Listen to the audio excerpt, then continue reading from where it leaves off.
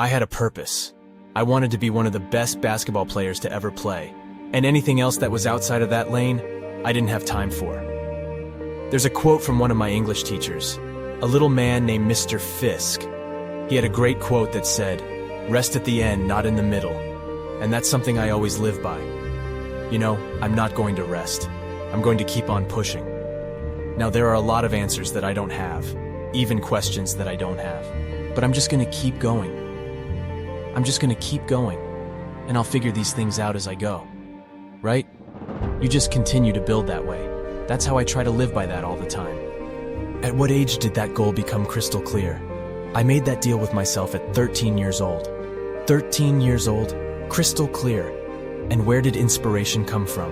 The love of the game, the challenge. I would watch Magic play, I'd watch Michael play, and I would see them do these unbelievable things, and I'd say, can I get to that level? I don't know, but let's find out.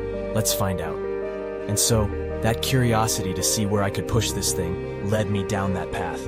I had a summer when I played basketball when I was like 10 or 11 years old. And here I come, playing. And I don't score 1 point. Not a free throw, not a lucky shot, nothing. 0 points. And I remember crying about it, being upset about it. My father just gave me a hug and said, listen, whether you scored 0 or score 60, I'm gonna love you no matter what. That is the most important thing that you can say to a child. Because from there, I was like, okay, it gives me all the confidence in the world to fail. I have the security there, but to hell with that. I'm scoring 60. From there, I just went to work. I just stayed with it. I kept practicing, came back. I think that's when the idea of understanding a long-term view became important, because I wasn't going to catch these kids in a week. I wasn't going to catch them in a year, right?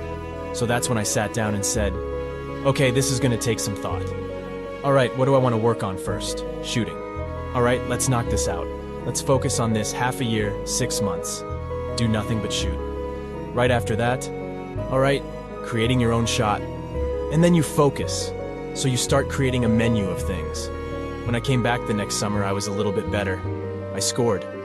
It wasn't much, right? But I scored. This is